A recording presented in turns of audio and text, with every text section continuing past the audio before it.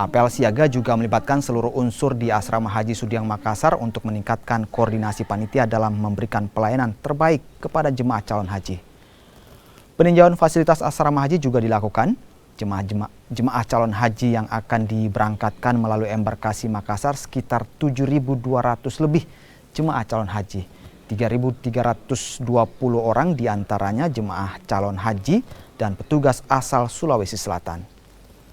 Jemaah calon haji embarkasi Makassar akan diberangkatkan dalam 19 kelompok terbang.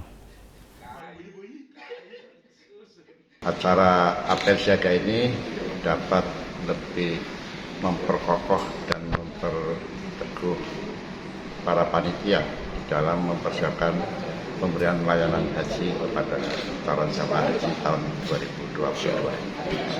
Terkait anggota sendiri yang untuk panitia ada berapa banyak dipersiapkan untuk saat ini? Ya, saya kira jumlah panitia ada sekitar 150 orang yang berasal dari berbagai instansi terkait, baik instansi Kementerian Agama, Brigade Asrama Haji, kemudian dari pemerintah Provinsi Sulawesi Selatan, serta dari TNI, Polri, serta dinas-dinas terkait lainnya.